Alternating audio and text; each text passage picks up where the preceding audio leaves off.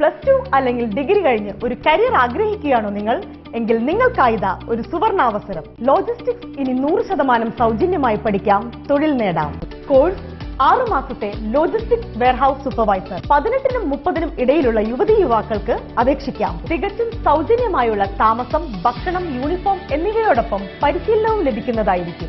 70% job ഗ്യാരണ്ടിയും 100% ജോലി സാധ്യതയും. കൂടുതൽ വിവരങ്ങൾക്കും അഡ്മിഷനും ഉടൻ വിളിക്കൂ. 860565459497420173. Warrier foundation academy, Mazhuvannoor, Kolenchery, Ernakulam. Spot interview and selection June 16, ഞായറാഴ്ച രാവിലെ 10 മണി മുതൽ ഉച്ചയ്ക്ക് 2 മണി വരെ.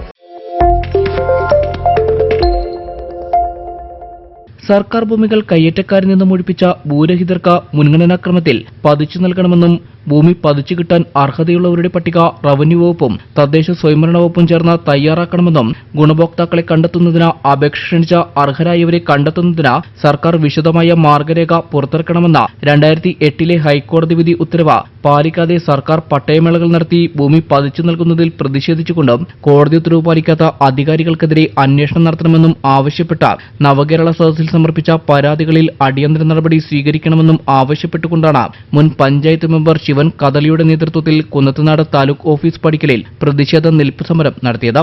2008 കോടതി ഉത്തരവ് നടപ്പാക്കിയിരുന്നെങ്കിൽ സംസ്ഥാനത്തെ ഭൂരഹിതരായ കുടുംബങ്ങൾക്ക് ഭൂമി ലഭിക്കുമായിരുന്നു. എന്നാൽ കോടതി ഉത്തരവ് നടപ്പാക്കണമെന്ന നിരവധി തവണ നിവേദനങ്ങളിലൂടെ ആവശ്യപ്പെട്ടിട്ടും അധികൃതർ അവഗണിച്ചതുകൊണ്ടാണ് സമരരംഗത്തിറങ്ങാൻ നിർബന്ധിതരായത് എന്ന് നിൽപ്പ് സമരം ഉദ്ഘാടനം ചെയ്ത മനുഷ്യാവകാശ പരിസ്ഥിതി പ്രവർത്തകൻ വർഗീസ് പുല്ലൂഴി പറഞ്ഞു. ഒരു വിഭാഗം ആളുകളെ മാത്രം ഭൂമി ഉപയോഗിക്കുന്നതിൽ നിന്ന് നിയമപരമായി മാറ്റി നിർത്തിയിട്ടുള്ള ഈ വിവേചനത്തിനെതിരെ ഇന്നോളം നമ്മുടെ സമൂഹത്തിൽ രാഷ്ട്രീയ പാർട്ടികൾ അവശതി അനുഭവിക്കുന്ന വിഭാഗങ്ങൾക്ക് നേതൃത്വം നൽകിക്കൊണ്ട് അവർക്ക് നിയമപരമായി ലഭിക്കേണ്ട, മനുഷ്യത്വപരമായി അനുഭവിക്കേണ്ട ഭൂമി കൊടുക്കുവാൻ തയ്യാറാകാത്തത് കൊണ്ടാണ്. അതുകൊണ്ട് ഒരു കുട്ടിയും ജനിക്കുമ്പോൾ അവരോടൊപ്പം ഭൂമി ജനിക്കുന്നില്ല, മനുഷ്യൻ ജനിക്കുന്നതോടൊപ്പം ഭൂമി ജനിക്കുന്നില്ല. അതുകൊണ്ട് തന്നെ നമ്മുടെ ഭൂമി എല്ലാവർക്കും തുല്യമായി അവകാശപ്പെട്ടതുമാണ്.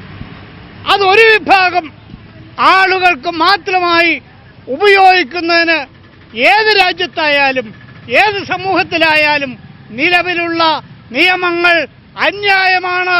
അത് മാറ്റപ്പെടുക തന്നെ വേണം. കെ.വി. മത്തായി അധ്യക്ഷത വഹിച്ചു. വിവിധ സാമൂഹ്യ സംഘടനാ പ്രതിനിധികളായ K. Chandran, C. Sivadas, I.M. Ali, K. Madhavan Nair, K I. Krishnankutty, K M. Pareeth, Sivan Kodampilly, V P. Suresh, Shamnath Ponjassery, Bhargavi Krishnan, C. Sujeendran, Babu Kottappady എന്നിവർ പ്രസംഗിച്ചു.